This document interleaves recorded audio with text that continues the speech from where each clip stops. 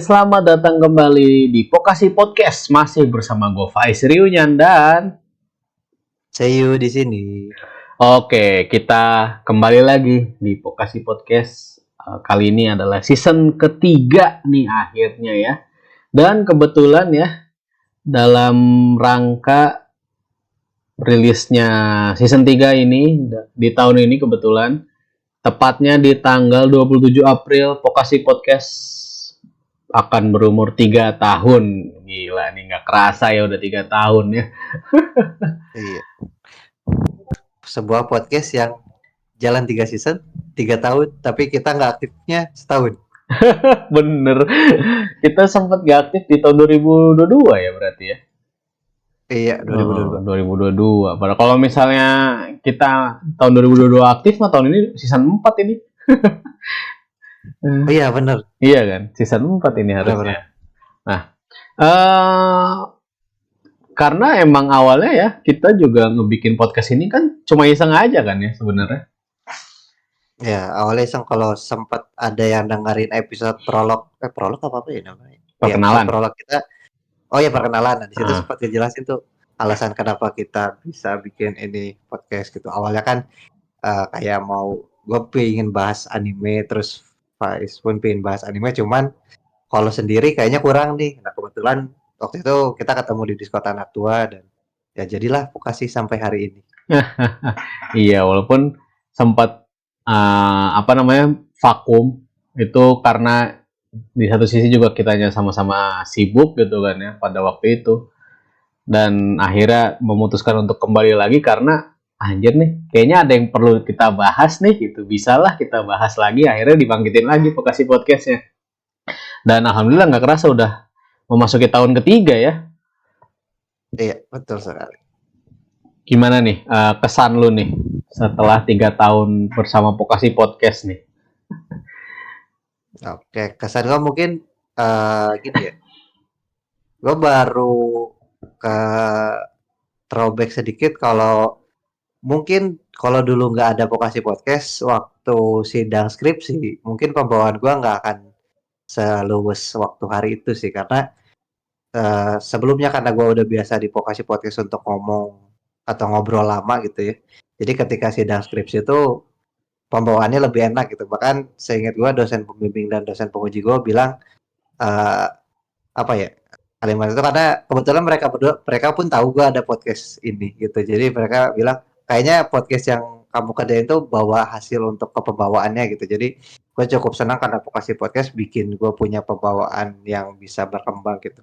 Terus di sisi lain karena Pokasi juga gue jadi ngelihat gue di tahun lalu atau di season 1 lah, season 1, season 2 dan sekarang season 3 tuh punya perbedaan sudut pandang gitu. Jadi misalkan di di season 1 gue nyebut judul A tuh, wah ini anime bagus banget, gua banget nih anime. Tapi sekarang pas gue throwback kayaknya enggak ada, ini anime biasa aja gitu, enggak sebagus itu karena gue ngalamin perkembangan atau perubahan sudut pandang yang cukup banyak gitu. Dan gue sendiri cukup enjoy gitu untuk nikmatin itu. Jadi gue cukup menikmati proses ketika gue berubah dalam menilai sesuatu sih. Kalau dari gue sih kayak gitu ya. Kalau lu kayak gimana tuh? Ya, kalau gue ya, sejujurnya kan gue emang ada gimana ya bilangnya, masalah komunikasi lah ya, dalam hal komunikasi terutama public communication gitu kan, ngomong ke publik gitu.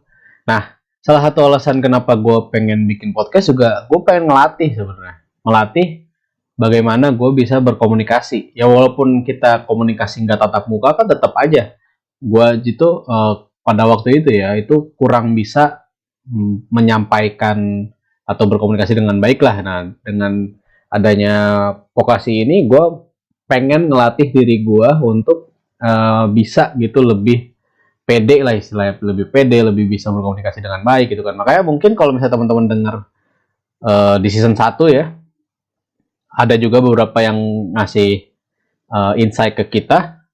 Gue sama Seyu tuh kurang tektokan gitu. Ketika di season 1 tuh, ketika podcast tuh kayak kerasa nggak ada tektokan sama sekali. Yaitu karena pada waktu itu kita masih pakai skrip kan. Iya, kita masih baca. Masih baca. Terus juga masih untuk si recordnya juga nih gue record dulu nih sini sampai sini, terus gue selesai ngomong potong, lu ngomong set potong, gue ngomong lagi potong gitu dulu tuh ya. Makanya kerasa nggak ada tektokannya. Nah akhirnya seiring berjalannya waktu, kita setelah vakum setahun terus balik lagi ke season 2 udah mulai tuh ada perubahan. Dan karena kita juga emang berencana untuk mengubah konsep ya di mulai season 2, jadi akhirnya gue sih merasa akhirnya gue sama Seyu udah mulai ada tektokannya nih, kita sama-sama udah bisa berkomunikasi dengan baik lah gitu istilahnya ya. Terus juga sama, bener kata Seyu, gue juga merasakan adanya mungkin perubahan yang gue juga nggak menyangka gitu dalam diri gue. Kayak misalnya di season 1 ya, yang episode ngebahas soal VTuber. Dimana di situ Seiyu adalah orang yang nggak, yang sebagai orang yang mengikuti perkembangan VTuber, sementara gue nggak. Tapi sekarang setelah berapa tahun episode itu rilis, gue terjebak di dunia V-streamer indie di Twitch. Jadi tontonan gue ya VTuber juga gitu, walaupun yang indie ya, karena gue ngerasanya lebih mudah di approach gitu kan. Maksudnya secara komunikasi juga lebih enak daripada yang mungkin di agensi besar gitu kan, nggak yang segampang itu mungkin ya. Jadi gue anggapnya kayak streamer biasa aja gitu, walaupun dia berada di balik si sosok karakter virtualnya gitu. Ya banyak lah ya, mulai ada perubahan setelah 3 tahun ini. Dan ya alhamdulillah ya kita masih bertahan di sini. Instagram juga masih kita mulai aktifin gitu, udah mulai aktifin dengan berita-berita yang kita bawakan. Mudah-mudahan juga teman-teman suka gitu dengan berita yang kami bawakan, dengan podcast juga yang sekarang ini akan mulai season 3. Ya mudah-mudahan kita berdua masih terus lah ya, saya sampai benar-benar kita akhirnya udah merasa udahlah bosen gitu Ya, sama karena jejepangan. kita masih ada di tahap masih menikmati prosesnya gitu. Oh itu diskusi ataupun eh, apa ya istilahnya ya, dapat sudut pandang lain dari tiap orang. Hmm, ya begitulah ya. Dan gue juga mau ngucapin terima kasih banyak buat teman-teman semua yang sampai saat ini masih setia, mendengarkan kami, terus juga masih ngecek konten-konten kami di Instagram, di YouTube gitu kan. Mudah-mudahan kami ini masih bisa terus berkembang lagi, walaupun memang untuk Vokasi Podcast sendiri bukan hal utama kami, jadi nggak full time podcast gitu, nggak untuk saat ini ya, karena gua dan saya juga kan ada pekerjaan masing-masing. Jadi benar-benar ini Vokasi Podcast ini hanya untuk hobi aja. Dan ya update-nya itu sempatnya kita gitu. Nah jadi ya gue mau ngucapin terima kasih banyak buat teman-teman yang tetap menunggu kami, tetap setia dengan mendengarkan Vokasi Podcast gitu ya. Oke deh, kalau begitu nih, untuk season 3 episode 1 kira-kira apa nih saya yang mau kita bahas? Oke, di sini kita bakal bahas salah satu judul anime yang kebetulan Pak judul ini ngangkat tema game dan dia tuh baru tamat di winter tahun lalu. Jadi ini animenya tayang 2 core. Dan kalau misalkan kita cek sekarang, kebetulan judul ini di My Anime List tuh khususnya kalau dia anime yang dari Jepang, dia punya rating paling tinggi untuk genre game. Nah, di sini kita bakal bahas soal Shangri-La Frontier. Shangri-La Frontiers baru tamat ya kemarin tuh, karena dia 2 core kan ya. Nah, Yeah. jadi ya kalau misalnya untuk si Shangri-La Frontiers ini kenapa pengen kita bahas? Karena kita ngelihatnya gini, eh, kayaknya sih agak kurang banyak yang membahas ya si Shangri-La Frontiers. Mungkin karena gue ngelihatnya juga kalah pamor ya sama Sosono Frieren, mungkin karena mereka ada di musim yang sama gitu. Bahkan dari core 1 ke core 2 tuh si Shangri-La Frontiers ini harus bersaing dengan Sosono Frieren. Terus juga di yang si Spas Winter tuh ada solo leveling ya sih ya, kalau Iya, nggak di salah ya. ketika core 2-nya ada solo leveling yang nantangin dia sih. Iya, jadi makanya karena kami berdua juga ngelihat ya, kayaknya agak kurang kebahas nih. Jadi akhirnya gue sama Seiyu memutuskan untuk membahas si Shangri-La Frontiers gitu. Apakah memang si Shangri-La Frontiers ini adalah anime dengan genre video game terbaik untuk saat ini atau tidak gitu. Oke, jadi untuk ceritanya sendiri ya sebenarnya. Jadi si Shangri-La Frontiers ini adalah bercerita tentang karakter utama yang bernama Hizutome Rakuro, atau di sini kita akan menyebutnya Sanraku ya, karena dia itu in-game name-nya atau ID game-nya itu adalah Sanraku.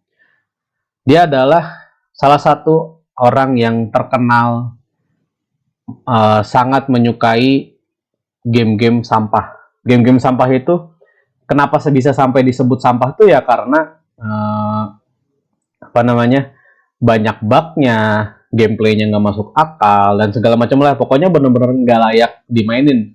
Bahkan orang-orang misalnya orang-orang yang normal dalam tanda kutip itu akan melihatnya udahlah ini game dibuang aja nih, nggak pantas buat dimainin gitu. Tapi Sanraku itu adalah tipe gamers yang justru malah tertantang untuk menamatkan game seperti itu. Nah, jadi suatu saat si Sanraku ini berhasil menamatkan sebuah game sampah. Nah, setelah tamat itu, dia pergi ke toko game untuk membeli game sampah lainnya. Nah, melihat itu, pelayan si tokonya itu menyarankan Sanraku untuk mencoba main game yang namanya Shangri-La Frontiers gitu. Daripada dia main game sampah terus, kenapa nggak nyoba game yang digadang-gadang sebagai god tier-nya game di kala itu ya. Di cerita ini adalah Shangri-La Frontiers yang mana dia memiliki player sebanyak 30, kurang lebih 30 juta pemain gitu. Nah, jadi di sini adalah cerita bagaimana seorang maniak game sampah bernama Sanraku itu mencoba memainkan game yang digadang-gadang sebagai game tingkat dewa bernama Shangri-La Frontiers. Nah, seperti itu. Kalau gitu kita coba langsung bahas untuk core 1 aja ya, karena ini kan ada 2 core ya, 25 episode, yang mana untuk core 1 dan core 2-nya ini fokusnya itu beda gitu, kalau menurut kita ya. Nah, menurut lu nih, Say, core 1-nya si Shangri-La Frontiers itu gimana sih? Dari apa yang lu tonton gitu. Oke, core 1 nih dimulai dari ya sama kayak tipikal anime yang angkat tema game ya. Jadi tadi dia habis tamat satu game, dia masuk ke game baru, terus dia bikin karakter, terus spawn di suatu area. Nah, itu kan premi yang sama kayak cerita pada umumnya nih. Nah, di core 1 ini dimulai dari situ, dari pertama kali dia masuk ke dalam gamenya, sampai ke ada momen di mana dia ketemu sama temennya dia yang main di game lain, terus mereka diskusi untuk naikin level. Nah, core 1 tuh ceritanya di situ. Nah, di core 1 ini ada banyak kejadian sebenarnya. Misalkan kalau kita bahas dari yang pertama tadi bikin karakter, terus yang menarik adalah ketika si Sanraku ini dia cukup unik karena kalau misalkan kita main game kan biasanya kita ada tutorial dulu nih, ada prolog dulu. Nah, Sanraku ini menariknya karena dia bukan jatuh ya, masuk ke tipikal player yang skip prolog. Nah, kalau dari lo sendiri ketika pertama kali lihat Shangri-La Frontier khususnya di core 1 ini, feel yang lo dapetin apa sih? Bahkan ketika lo tahu, oh dia nge-skip tutorial nih. Apa ya? Kalau gue sih ya, jujur ketika dia kan kalau si Sanraku itu karena itu juga sebenarnya dia kayak nge-skip tutorial tuh karena dia ada pilihan di apa ya, jobnya bukan jobnya apanya gitu ya, dia adalah wanderer gitu. Dan ternyata wanderer tuh random spawn. Jadi kalau misalnya ketika pemain baru dia spawn pasti di kota pemula, si Sanraku ini karena dia wanderer itu dia random spawn atau munculnya di tengah hutan. Nah, gue malah malah jadi keingetnya sama ini sih ya, sama lebih ke genre isekai kan banyaknya gitu kan ya, premis awalnya kan. Lu reinkarnasi, tahu-tahu muncul di tengah hutan, terus langsung melawan monster gitu. Nah, itu Sanraku tuh kayak gitu. Gitu. Jadi vibes yang gua rasakan di awal itu ya vibes-nya tipikal isekai gitu di awal ya. Kalau lu gimana sih? Sama sih, gue awalnya ketika dia pertama kali spawn tuh vibe-nya kayak isekai, cuman yang bikin beda tuh di awal karena ketika dia customisasi karakter. Nah itu kan kalau Hmm. misalkan kita main game RPG, biasanya kan di awal tuh ada kita bikin karakter dulu tuh. Nah Hmm. di situ ada poin menarik yang agak beda sama apa ya istilahnya anime serupa deh. Misalkan kita ambil contoh Sword Art Online. Sword Art Online kan awalnya sama tuh. Ini adalah game terbaik di cerita itu. Hmm. Terus si MC-nya beli game itu, main, dia login dan bikin karakter. Nah kan kalau di SAO tuh bikin karakter ya udah gitu bikin karakter aja di skip. Sementara di Shangri-La Frontier ini layaknya kita kalau main game RPG kan kadang suka ada tuh yang apa bikin karakter sampai sejam, dua Oh iya. jam gitu lama Hmm. gitu. Nah di sini pun dia gitu, cuman bedanya saat aku tuh dia punya logik, bukan apa ya istilahnya, bukan logik, punya pemikiran kalau misalkan apa sih percuma lama-lama lu bikin karakter ujung-ujungnya karakter lu pakai armor. Nah itu kenapa kalau kalian lihat di cover gamenya ada cowok nggak pakai baju atas, pakai celana pendek terus pakai kepala burung. Nah itu MC-nya kita, Sarah. Itu Iya. menarik sih. Jadi vibe gamenya dapat gua di awal, cuman walaupun ketika masuk kayak isekai, kok kayak Hmm. isekai gitu. Tapi pas dia battle yang pertama kan polanya gitu ya, sampai ke hutan terus ketemu monster, wah ada yang beda nih, tiba-tiba ada Perry di situ. Hmm. Iya, konsep peri ya. Sedangkan Hmm.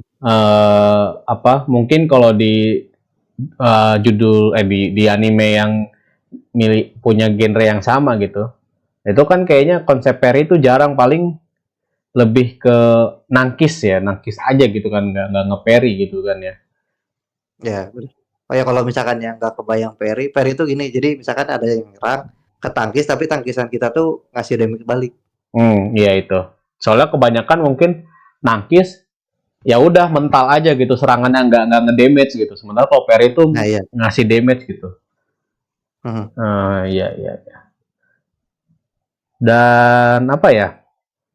Mungkin awal ketika nonton orang-orang akan merasa paling ini sama aja kayak genre-genre isekai pada umumnya gitu kan. Tapi kalau misalnya ngelihat dari kacamata seorang gamers, ini tuh sangat apa ya, beda gitu. Beda dari bahkan dengan judul-judul dengan genre video game lainnya. Itu si Shangri-La Frontiers tuh beda sendiri. Sangat detail gitu. Dan bagaimana kayak di awal tadi kan, customisasi karakternya, apa terus juga bagaimana kayak mungkin kita melihatnya, oh si Sanraku ini kok kayaknya OP ya, padahal tuh enggak gitu. Nah itu tuh sebenarnya kenapa dia jago mainnya tuh, ya dia bukan OP tapi dia lebih ke jago karena dia itu sudah terbiasa main game-game sampah. Jadi kenapa dia bisa jago tuh karena memang skillnya tuh udah terasa, pengetahuan dia tentang game tuh sudah terasa dari game-game sampah yang dia mainin gitu kan. Kalau misalnya kalian nonton, dan kayak misalnya nih di ceritanya juga kan ketika lagi grinding, si grinding tuh maksudnya naikin level ya. Uh, bahasa anak gamersnya kerasa banget sih, takutnya nggak paham bahasa Iya, iya. grinding gitu kan ya.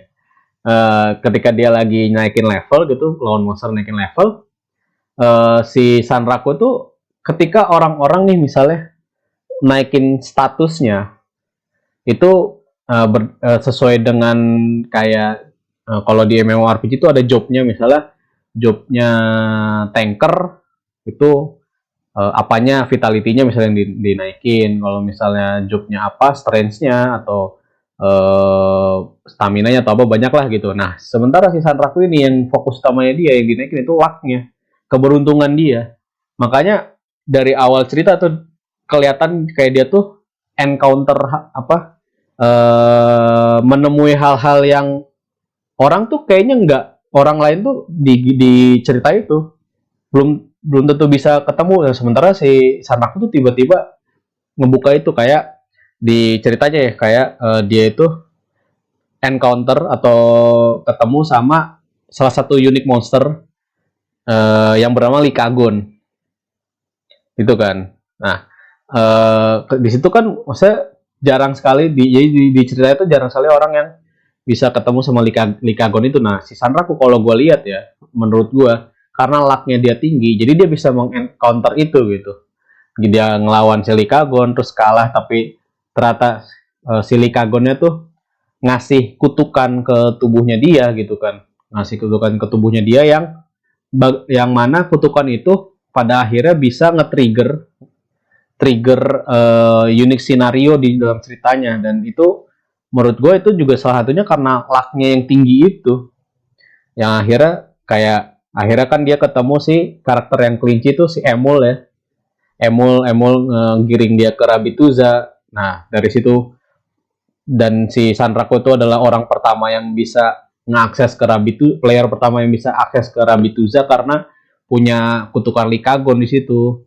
Ya, bagaimana dia berlatih. Terus juga yang menariknya juga di Core 1 ya, itu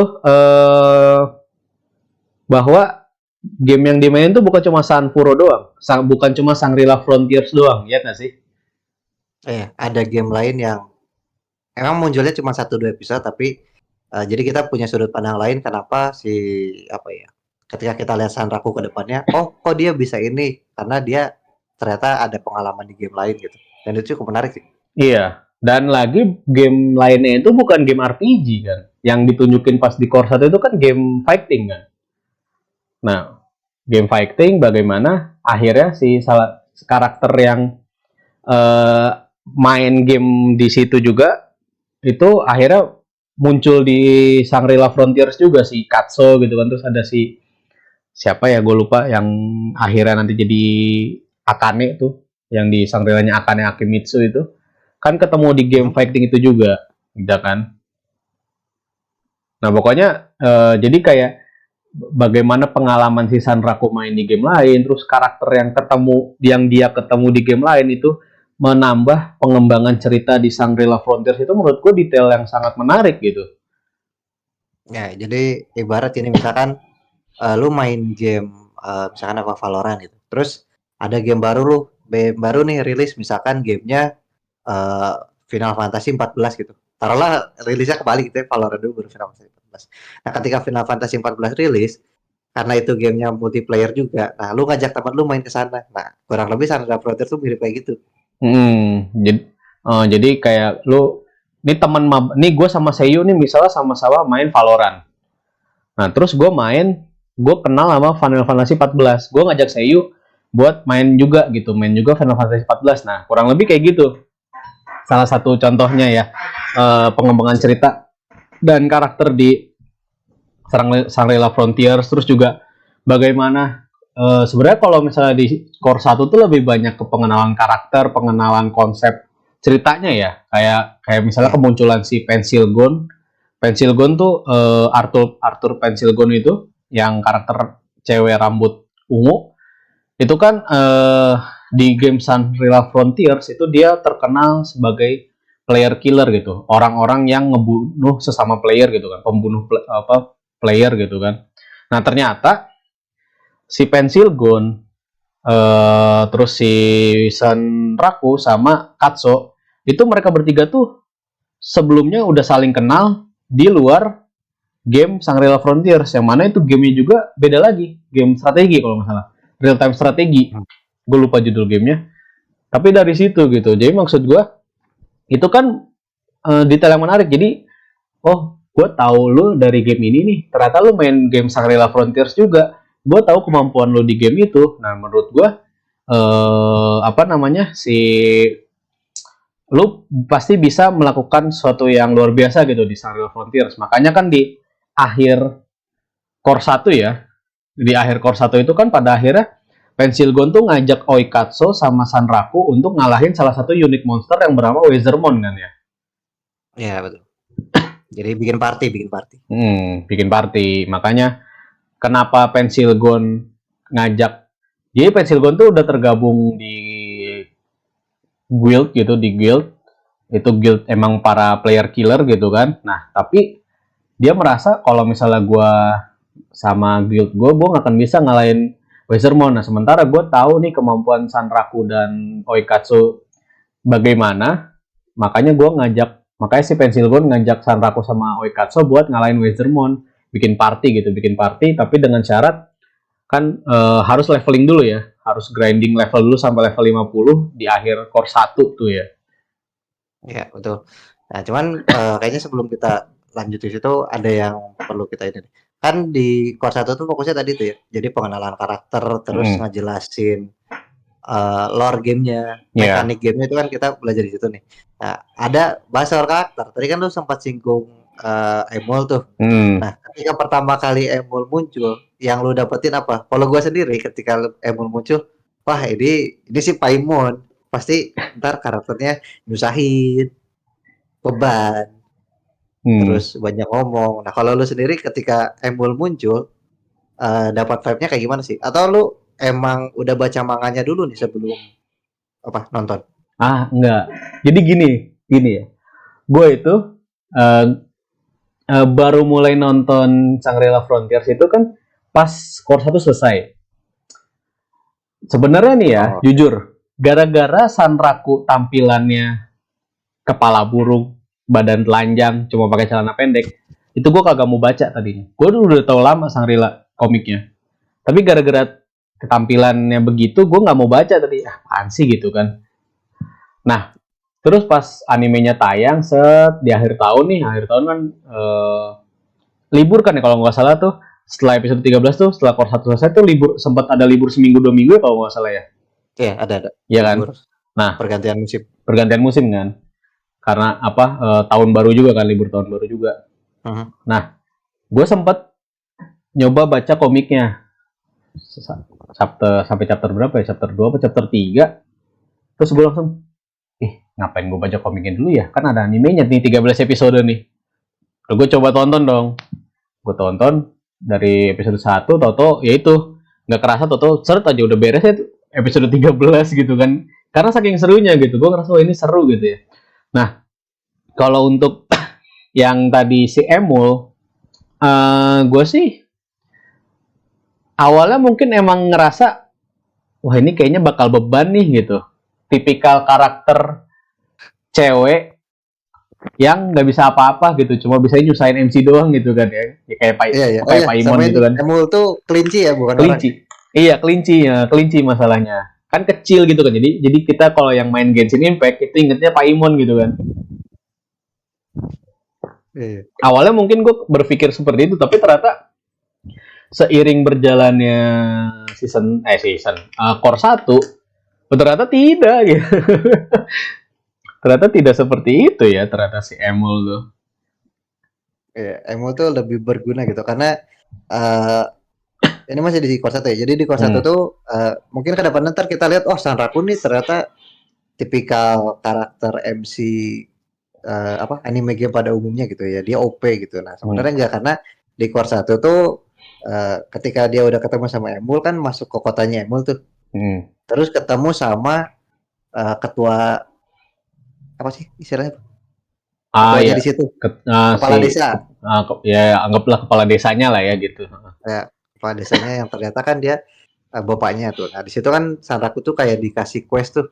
Ya kayak ibarat kayak game pada umumnya gitu. Masuk ke satu tempat, dapat quest terus ngerjain gitu. Nah, di quest itu tuh ada satu quest yang isinya tuh kayak semacam ujian gitu. Nah, di situ kita lihat ternyata si Sanraku tuh bukan karakter yang OP, karena di situ kita lihat dia mati berkali-kali, bahkan dia mati gara-gara kena tai. Nggak masuk akal dengan matinya tuh. Iya.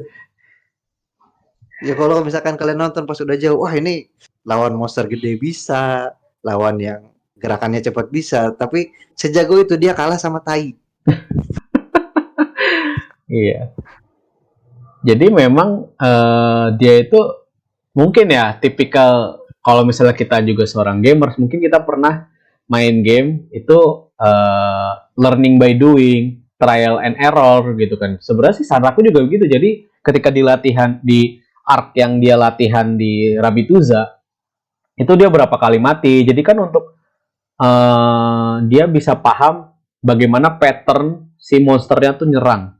Kalau misalnya teman-teman main Monster Hunter, itu kan pasti mempelajari tuh pattern. Misalnya lu lawan siapa sih? Ratalos misalnya. Lu, oh ini Ratalos nih pattern nyerangnya tuh kayak gini. Ntar udah sekian menit dia patternnya bakal kayak gini. Nah itu tuh si Sanraku tuh kayak gitu juga gitu. Makanya dia berapa kali mati gitu kan, itu karena untuk sebenarnya kalau misalnya kita juga melihat itu bagaimana dia mempelajari pattern musuhnya nyerang. Makanya itu tadi si Seiyu bilang kan ada yang mati karena nginjek tai, ya itu karena dia belum tahu pattern serangan musuhnya gitu kan ya, kayak gimana Iya. gitu. Dan akhirnya di Memang situ kalau nggak ada salah, kalau apa? nggak salah yang itu dia mati sampai 100 kali ya. Iya ada yang sampai 100 kali, ada yang sampai puluhan kali gitu kan mati di situnya tuh. Nah, itu ya. Jadi kalau untuk Shangri-La Frontier Score 1 itu lebih bagaimana pengenalan dunia Shangri-La Frontiers, bagaimana pengenalan konsep ceritanya, bagaimana pengenalan karakter-karakternya, kenapa sih kalau misalnya kita benar-benar nonton ya bagaimana si Sanraku tuh kenapa kok bisa jago gitu kan, sebenarnya itu hal-hal yang alasannya tuh hal-hal yang masuk akal. Terus bagaimana ini kok tiba-tiba misalnya kita bingung nih pas nonton, kok ini dia ada cerita ke game lain, padahal tuh cerita ke game lainnya itu membawa perkembangan kepada cerita maupun perkembangan karakter di Shangri-La Frontiers itu sendiri gitu. Jadi untuk yang core 1 lebih ke sana. Nah, sementara ini kita masuk ke core 2. Core 2 itu lebih fokus kepada arc melawan salah satu unique monster, itu Wizardmon. Yang tadi di endingnya core 1 tuh si Pencil Gun minta Sanraku sama Oikatsu itu untuk grinding sampai levelnya minimal 50 gitu kan untuk bisa ngelawan si Wizardmon. Dan untuk grindingnya sendiri itu kan apa mancing ya kalau nggak salah ya. Ya, ya. Grindingnya mancing mereka.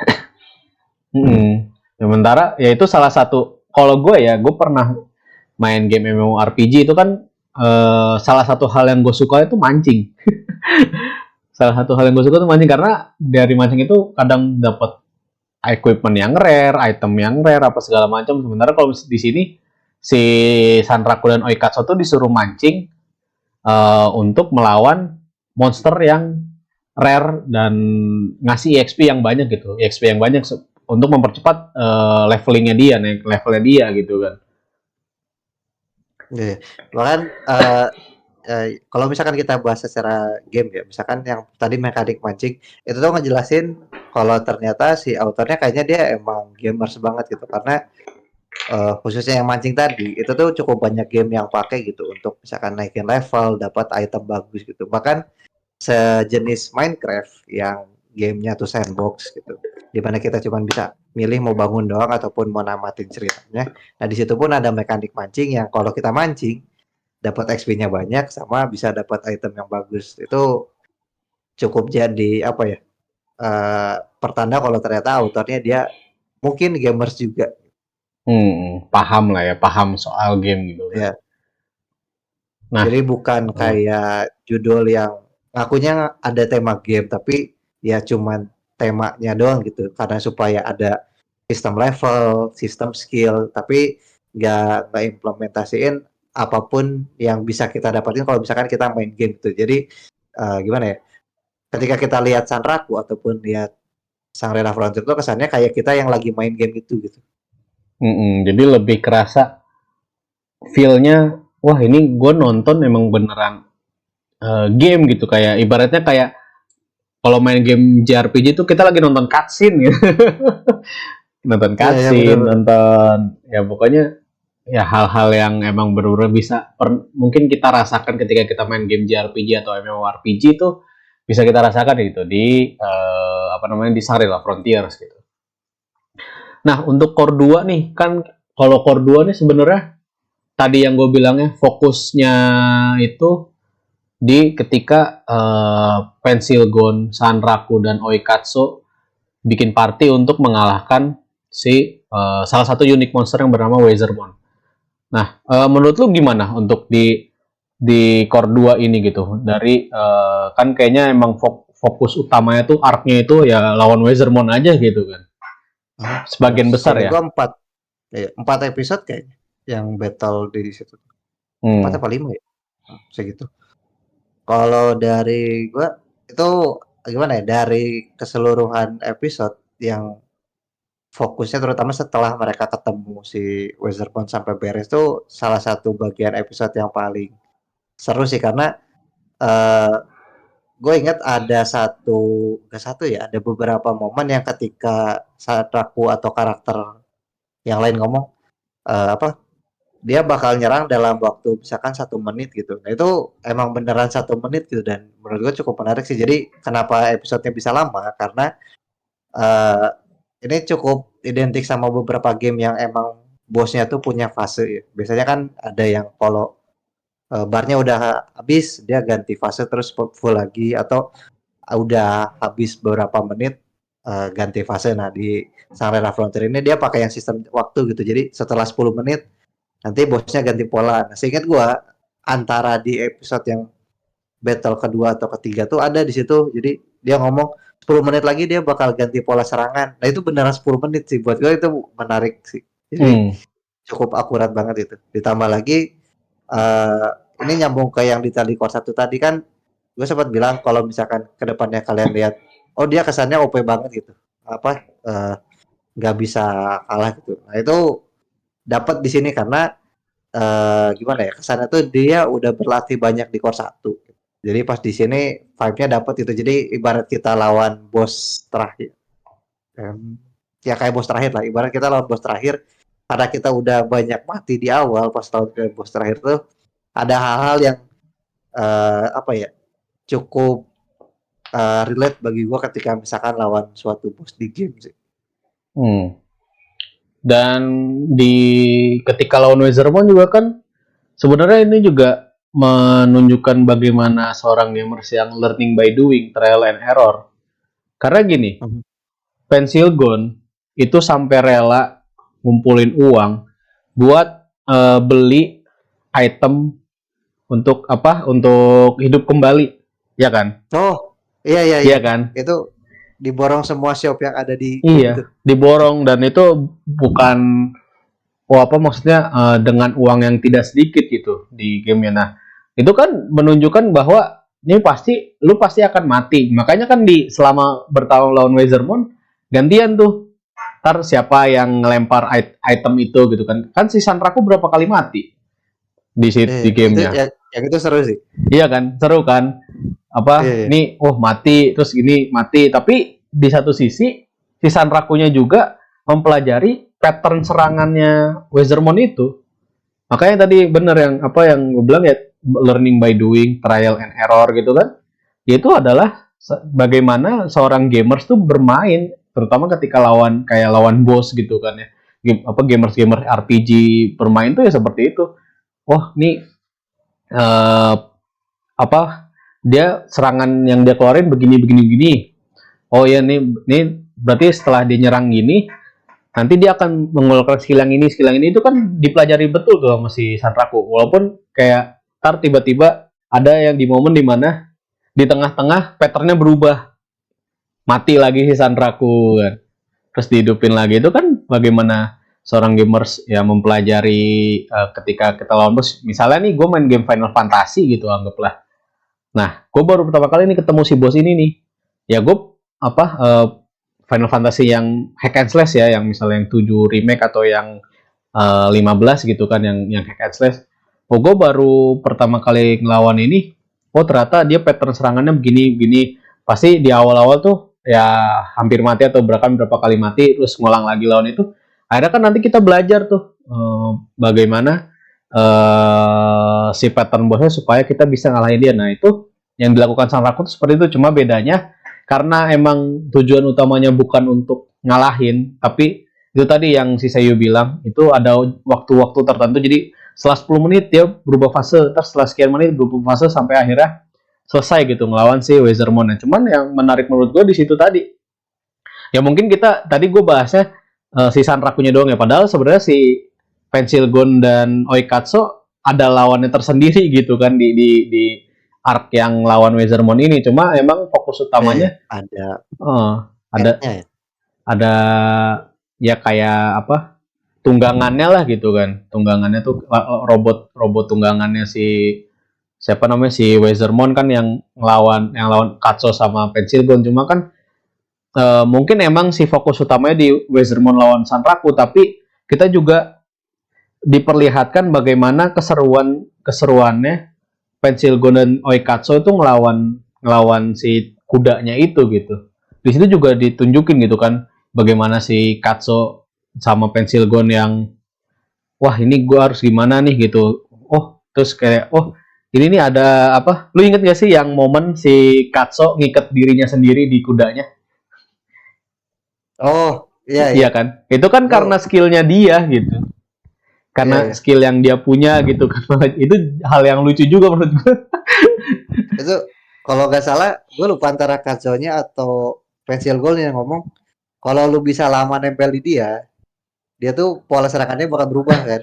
Itu Hmm. kenapa dia kepikiran untuk ikat badannya dia di Ah, kudanya itu. di kudanya itu gitu kan. Itu terus sampai akhirnya setelah apa sampai akhirnya Katsu dan Pensilgon berhasil ngalahin kudanya, fokusnya balik lagi ke si Sanraku. Bahkan kadang di tengah-tengah pertarungan Katsu dan Pensilgon melawan kuda, toto Sanraku mati gitu.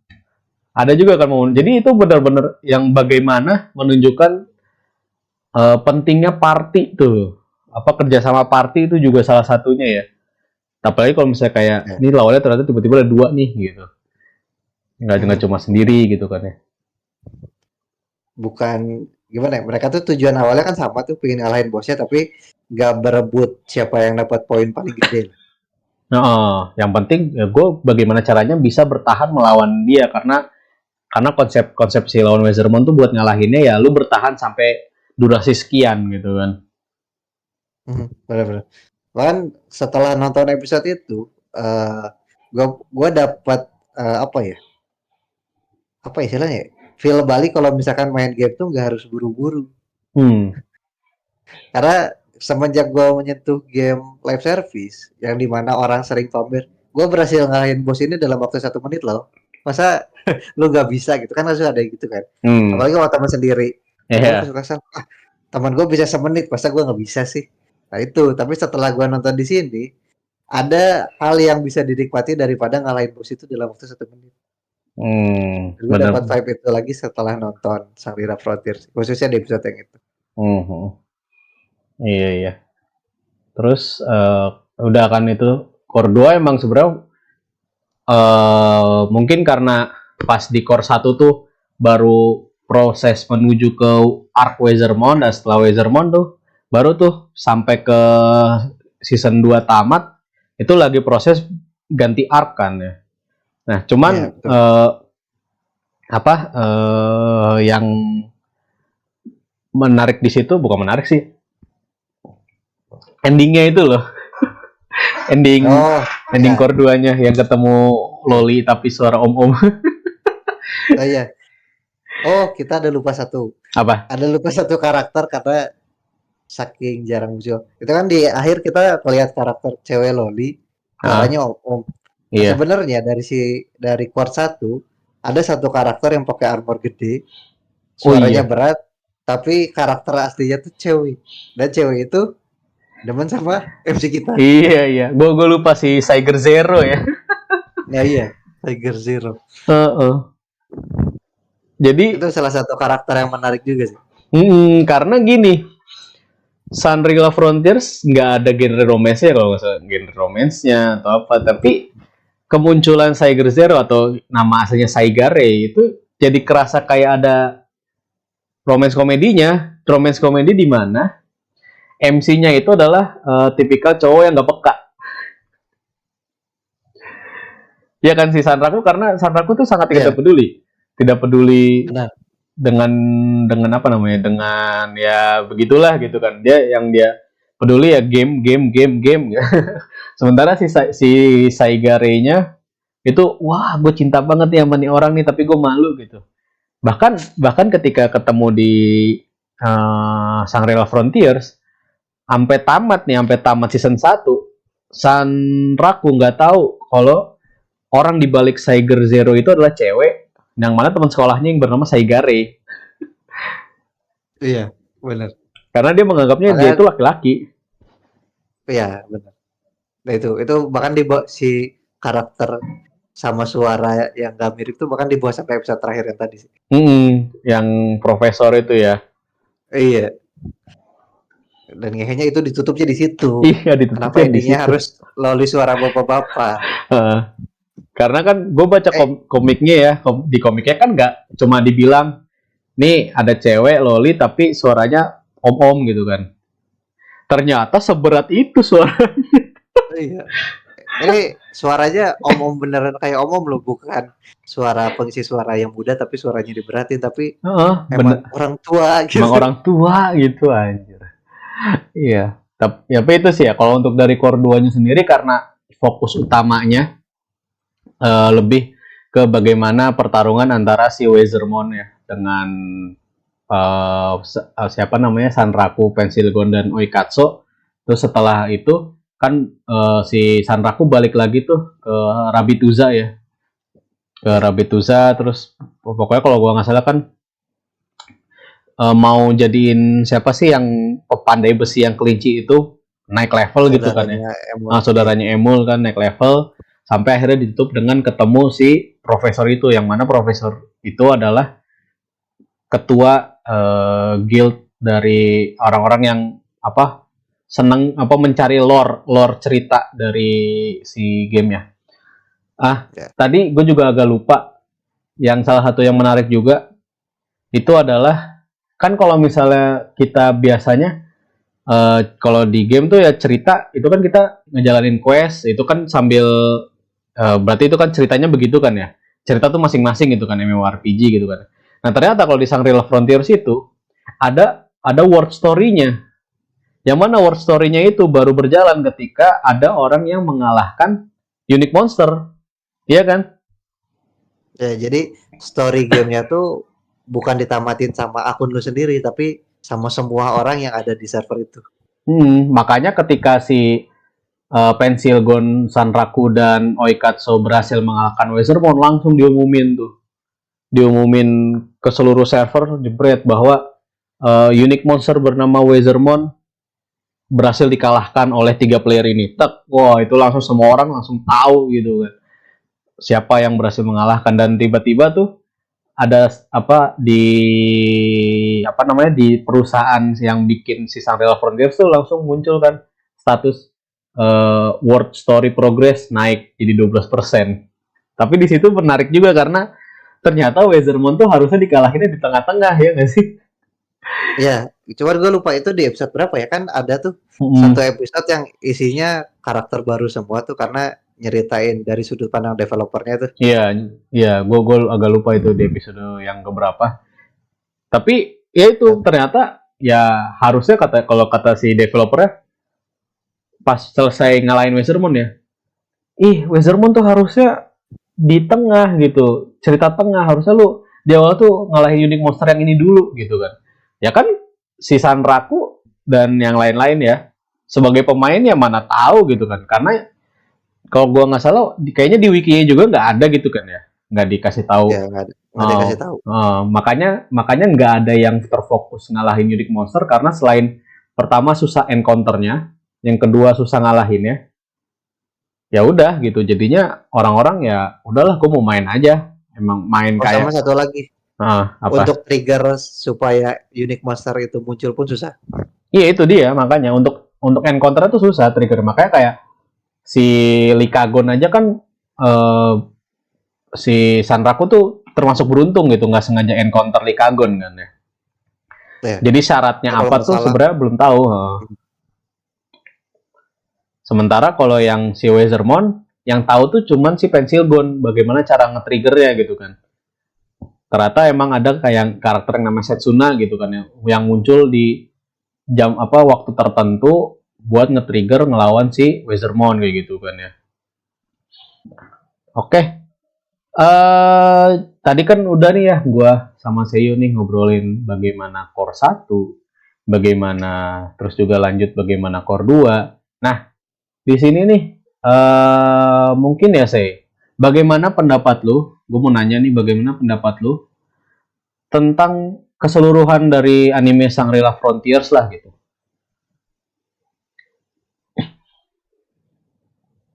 oke.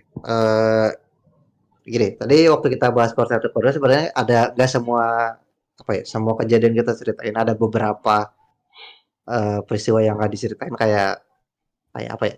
Kayak yang ketemu sama gue lain terus ngelawan monster apa itu nggak kita sebutin. Sebenarnya Hmm. ada beberapa detail yang menarik di situ. Cuman kita angkat atau bahas yang jadi main disknya aja.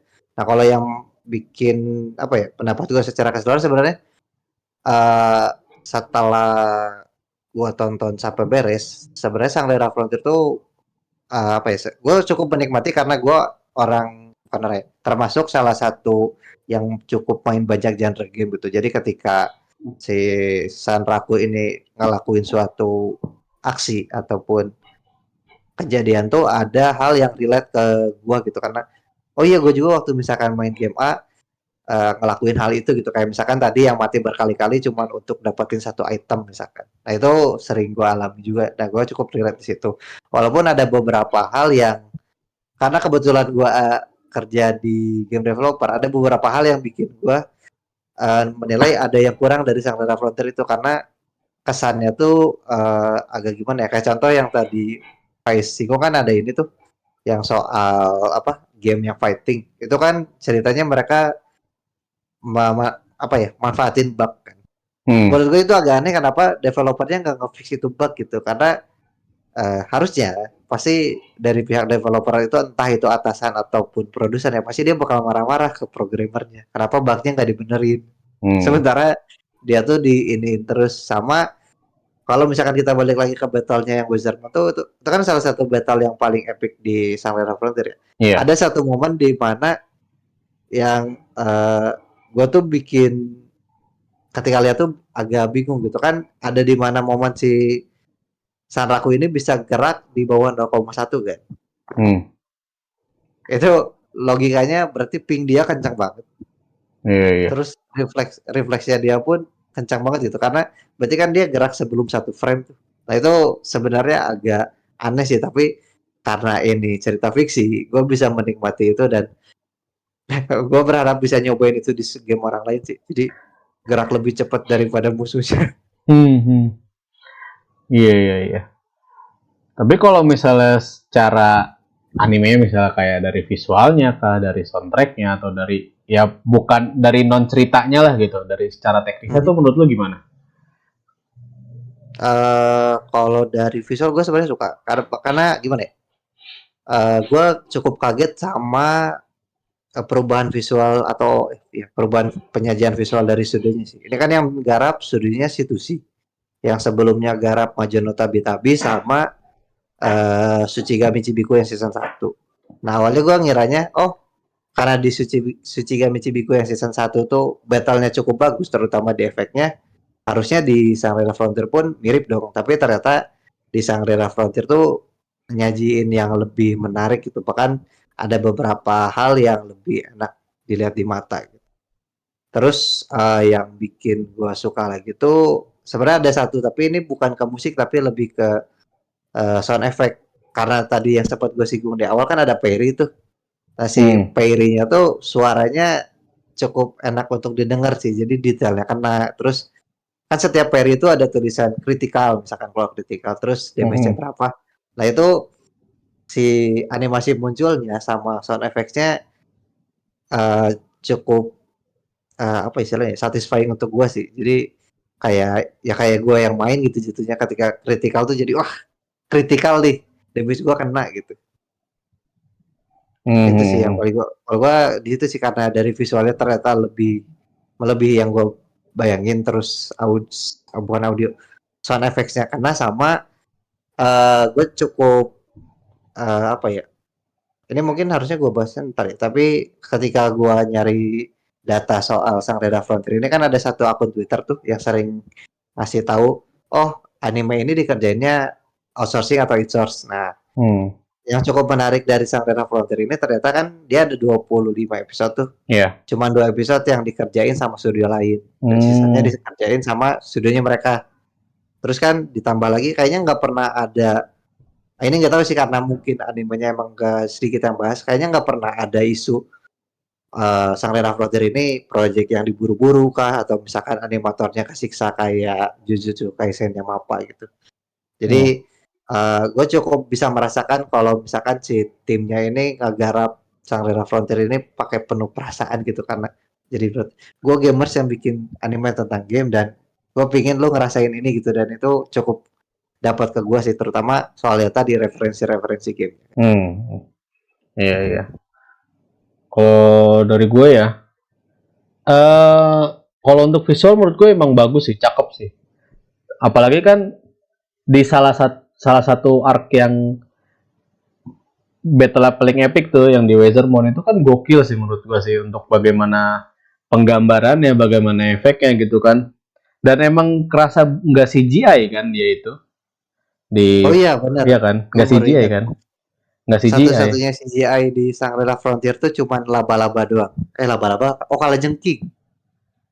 Oh iya, yang Crystal Scorpion ya, Nah ya yang itu, di Core 2 sisanya ya. full 2D. Makanya itu kan epic banget bagaimana dia menggambarkan visualnya, terus juga si grafiknya juga bagus menurut gua ya. Eh, itu kan battle yang sangat sengit gitu kan antara si Sanraku dengan Weatherbone, tapi bisa dibawakan dengan sangat baik. Terus juga bagaimana kalau gue juga suka untuk openingnya ya, soundtrack openingnya tuh gue suka banget. Dia itu si penyanyi itu FZ yang core satu judulnya Broken Games, yang core 2 judulnya Danger Danger featuring IC namanya. Nah itu tuh kalau gue kan coba cari ya si FZ itu. Nah itu tuh kayak bandnya itu kayak baru dibentuk emang untuk ngisi soundtracknya Shangri-La Frontiers gitu. Jadi emang single pertamanya Broken Games, single keduanya si Danger Danger. Jadi gue nanti pengen lihat nih, penasaran nih untuk yang season 2 apakah masih mereka gitu kan. Kalau misalnya emang masih mereka berarti ya bener juga gitu. Menurut gue kalau dia tuh dibikin emang khusus untuk animenya Shangri-La Frontiers gitu kan. Terus juga untuk apa kayak si lirik yang Broken Games, gue baca sedikit gitu kan lirik Broken Games-nya. Itu kayak bener-bener ngenalin karakter Sanraku gitu. Bahwa Sanraku ya dengan judul Broken Games aja gitu kan, ada liriknya tuh play broken games all night, who's that night.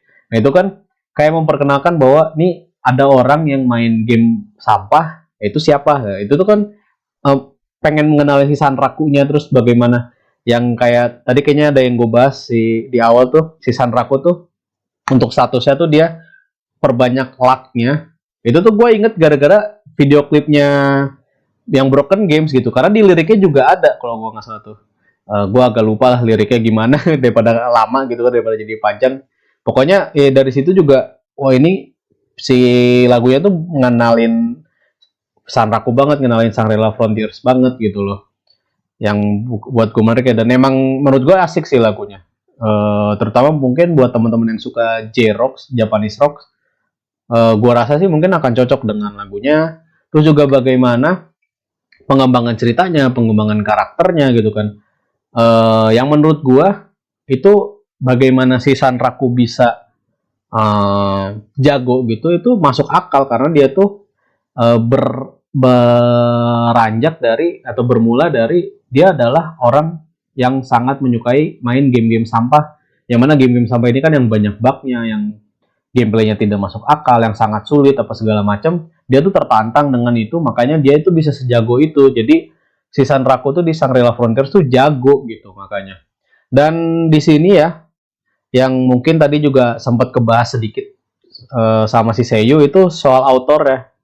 Di sini tuh kelihatan banget jadinya ya. Kalau gue gitu, gue menganggapnya jadi kelihatan banget autornya Shangri-La Frontiers tuh gamer sejati gitu. Dia bener-bener paham game dan emang main banyak game, gak cuma genre MMORPG aja. Jadi apa yang ditampilkan di Shangri-La Frontiers, detail-detailnya itu ya menunjukkan bahwa si autornya itu paham soal game. Kayak tadi kan yang masalah mancing tadi kan yang disinggung Seiyu gitu kan. Terus masalah kalau di MMORPG kan emang ada guild-guild ya, guild apa, bahkan gini ya. Kalau misal kita bandingin sama Bofuri, kan ada guild juga tuh ya Bofuri ya. Ada. Cuman guildnya itu kayak cuma ya ini guild A, ini guild B, tujuannya sama. Shangri-La Frontiers. guildnya si Tiger Zero itu khusus buat ngelawan Oh, Lycagon. iya benar benar benar benar. Guildnya Pensilgon itu adalah guild kumpulan orang-orang player killer. Terus ada yang guild SF Zoo itu khusus buat hewan-hewan yang Oh, iya iya iya. yang Iya. yang ketemu di ini, yang ketemu di gerbang tuh si San Rako yang pertama ketemu Pensilgon itu kan ada yang SF Zoo juga, itu dia Iya. guild yang khusus untuk hewan-hewan. Terus tadi yang Profesor, guild yang khusus untuk mencari lore cerita Shangri-La Frontiers. Gila nggak? Sedetail itu loh. Maksudnya gue ngebandingin sama Bofuri tuh ada sistem guild tapi nggak yang kayak gitu guildnya. Jadi cuma ya ini guild ini lawan guild ini gitu. Jadi kayak untuk PvP lah istilah player versus player ya ya guild tuh gunanya itu. Sementara kalau misalnya di Shangri-La Frontiers guildnya itu punya tujuan dan kegunaannya masing-masing gitu. Bener-bener sedetail itu gitu. Dan maksudnya kan berarti di sini juga menunjukkan bahwa autornya tuh paham game gitu, paham game MMORPG, paham memang wah ternyata ada orang-orang yang emang seneng sama nyari tahu lore cerita gamenya. Ada orang yang emang kayak pecinta hewan, ada orang yang ini membuat guild karena mereka tuh pengen ngalahin si satu bos tertentu gitu. Udah gitu juga maksudnya udah gitu juga si Shangri-La Frontiers juga kan tadi ada game lain yang muncul gitu kayak misalnya yang tadi game fighting, terus juga yang bagaimana Katso sama Pensilgon ketemu Sanraku itu di game real time strategi. Itu kan berarti menunjukkan juga bahwa ya kalau misalnya si autornya itu juga main game lain selain MMORPG gitu, jadi dia juga paham istilahnya paham seluk beluk game lah. Gua yang suka main game aja gitu, nggak yang sampai sedetail itu gitu, bisa bisa paham soal game gitu.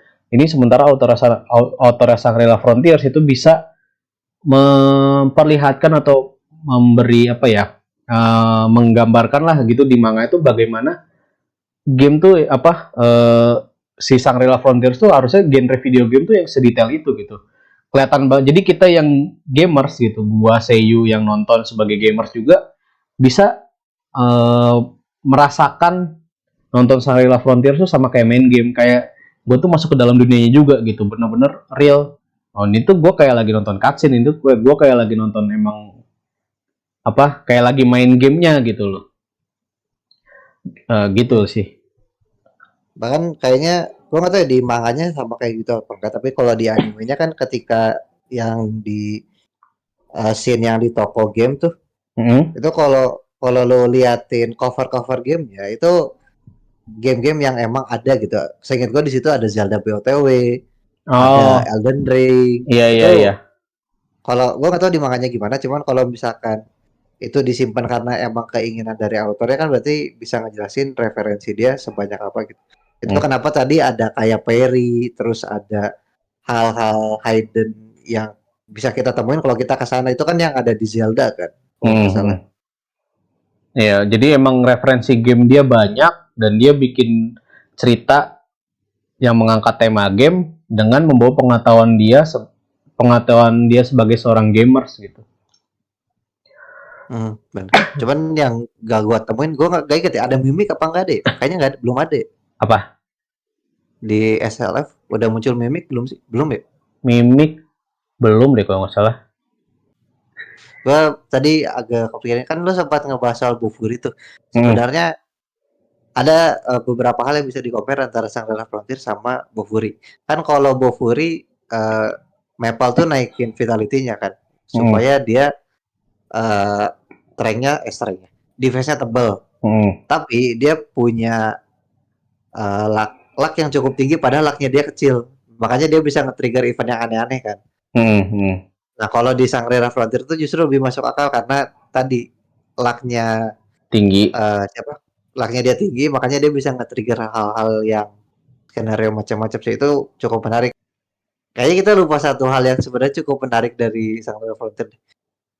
Yang pertama gue ini, kalau misalkan kalian penikmat visual, ini gue belum bisa nemu datanya benar apa enggak, soalnya nggak ada yang ini nge-share gitu. Tapi katanya di salah satu episode yang bagian battle-nya sama Wizardmon yang ada scene merah biru nyala-nyala itu katanya episode itu tuh didirect sama Tetsuro Araki, orang yang ngedirect Attack on Titan season 1 sampai 3, Otetsu no Hmm. Kabaneri, terus yang ngedirect openingnya apa Boku no Kokoro no Yabayatsu season 2. Nah, itu kan salah Hmm. satu opening yang seperti itu. Nah, kalau misalkan kalian emang fansnya Tetsuro Araki, mungkin bisa coba nonton ini sih, karena setahu gue cukup banyak orang yang nyari apa judul yang ada Araki di dalamnya sih, entah itu cuma di opening ataupun dia ngegarap semuanya sih. Sama ini kayaknya kita lupa bahas satu hal yang menarik deh, soal Apa? pengisi suara. Oh iya, pengisi suara itu. Gue lupa banget itu. Itu padahal apa salah satu yang membuat gue suka, bukan suka ya maksudnya, yang menurut gue menarik dari Shangri-La Frontiers-nya, karena ternyata pengisi suara Sanraku dan Emul itu di real life nikah di awal tahun ini, dan kita ada beritanya gitu kan. Si siapa, Uchida Yuma sama Hidakarina ya. Iya, Iya, Uchida Yuma tuh pengisi suara Sanraku, Hidakarina tuh pengisi suaranya Emul. Dan yang gua sangat suka tuh di situ karena gini. Kalau misalnya kalian udah nonton, pasti kalian melihat bagaimana interaksi antara Sanraku dan Emul itu kayak orang, ya kayak suami istri gitu kan. Kayak ada, padahal tidak ada genre romance di situ. Apalagi si Emul itu kan karakternya kelinci gitu. Nah itu kan ada interaksinya tuh kayak suami istri. Nah karena ada fakta bahwa Seiyu-nya itu adalah suami istri beneran, jadi gue ketika melihat itu tuh jadi gemes gitu, jadi lucu gitu jadinya. Salah satu yang menariknya di Shangri-La Frontiers itu kalau gue ya. Ya, itu untuk ngingetin lu, lupa gue. momen-momennya ini sih kesannya tuh jadi kayaknya mereka harusnya kayak companion yang ngebantuin ngasih quest, tapi kok ada hal lain gitu. Iya, kayak misalnya si Sanraku, si Emul ditinggalin di Rabituza gitu. Karena Sanrakunya lagi quest ngelawan monster yang mana si dia nggak ngebawa Emul. Terus ada satu scene yang nunjukin si Emulnya nungguin di penginapannya Sanraku gitu kan. Iya kan? Iya, Jadi iya, iya. udah, terus ketika Sanraku muncul langsung si Emulnya langsung loncat meluk gitu kan, itu kayak istri yang menunggu kedatangan suaminya. Dan ditambah fakta pengisi suaranya tuh emang menikah, jadi kayak ngebayangin tuh ini mereka apakah di rumah seperti itu juga gitu karena mengisi suara Emul dan Sanraku gitu kan. Mhm. Oh, sama kalau misalkan, nah ini nyambung nih. Kalau misalkan kalian mikirnya, kayaknya nggak mungkin di game online ada apa player yang bisa punya apa relasi sama NPC. Itu setelah gua cari ternyata ada beberapa game online yang emang bisa kayak gitu ternyata. Oh iya. Baru tahu gua. Jadi emang ada beberapa skenario yang dimana si kita sebagai player tuh bisa berinteraksi sama NPC itu untuk misalkan entah itu nge-trigger event ataupun kayak punya apa istilahnya tuh relationship kayak gitu. Hmm. Iya iya iya iya. Dan itu adalah game MMORPG gitu ya. Emang game RPG Ya, gitu kan ya. ya game RPG. Hmm. Oh ini yang kemarin, Baldur's Gate. Oh, Baldur's Gate. Nah, iya, iya, iya. Ya, itulah ya kira-kira untuk pembahasan Shangri-La Frontiers nih. Sebelum penutup, mungkin ya, gue pengen nanya, menurut lu nih, apakah si anime Shangri-La Frontiers ini harus ditonton atau enggak gitu buat teman-teman semua yang mungkin emang belum nonton gitu? Menurut lu kayak misalnya, ya mungkin tadi ada hal yang apa belum kebahas di pas tadi ngomongin secara keseluruhan episodenya gitu kan, secara keseluruhan animenya mungkin ada yang belum kebahas apa kekurangannya atau bagaimana, tapi menurut lu ini harus ditonton nggak sih buat teman-teman semua, terutama mungkin yang apa namanya yang emang suka sama genre seperti ini atau yang emang bosen sebenarnya sama genre-genre yang mirip kayak genre isekai itu kan setipe ya, misalnya yang Shangri-La tuh sama genre-genre isekai sebenarnya ya agak-agak mirip gitu kan. Bagaimana menurut Mhm. saya? Oke, kalau gua di season 1, mungkin gua akan jawab, lu harus nonton. Pokoknya nggak mau tahu lu harus nonton. Tapi kalau sekarang, Nah, gua punya perspektif yang beda karena setelah apa ya? Setelah gua pelajari dikit, kayaknya Shangri-La Frontier ini cuma bisa dinikmati sama kalian yang emang punya referensi game yang cukup banyak gitu, dalam artian genre yang kalian mainin cukup banyak gitu. Tapi kalau misalkan kalian cuma main satu game doang, mungkin apa yang gua ataupun Faiz rasain ketika nonton tuh nggak bisa sampai ke kalian gitu. Kayak misalkan contoh yang mancing tadi deh. Kalau misalkan kalian nggak main game RPG ataupun game Survivor gitu nggak, RPG deh. Misalkan kalian nggak main game RPG yang cukup banyak, kayaknya kalian nggak kepapar sama mekanisme mancing itu gitu. Jadi kalian bakal bingung, kok mancing bisa naikin level sih, aneh banget. Nah itu mungkin hmm, nggak dapat gitu. Tapi kalau misalkan kalian emang referensi gamenya banyak, terus genre yang kalian mainin banyak, bakal ada momen-momen ataupun kejadian yang bakal kerasanya relate gitu. Entah itu cara si Sanraku ngalahin bos, ataupun event-event yang ke-trigger gitu. Jadi ada hal-hal yang menarik sih. Tapi kalau misalkan kalian kurang referensi di game, kayaknya mungkin Shangri-La Frontier ini bukan anime yang bisa kalian tonton sih, karena ini masuk ke yang Faiz bahas tadi kan. Faiz aja waktu lihat makanya, kok cowok atasnya gak pakai apa-apa terus kepalanya apa, burung. burung. Nah, teman gua pun ada yang gitu, pas gua ngomong coba lu nonton Shangri-La Frontier, terus dia ngomong, MC-nya cowok nggak pakai baju terus kepalanya burung, males gua. Nah itu bisa jadi kesana sih, karena mungkin referensinya yang nggak kena, ataupun nggak tertarik secara apa ya, penyajian di awal sih. Hmm, Jadi lebih spesifik lagi sih sebenarnya kalau dari gue. ya. Tapi tetap bagus kalau kalian suka gitu. Iya sih benar-benar. Kalau gua mungkin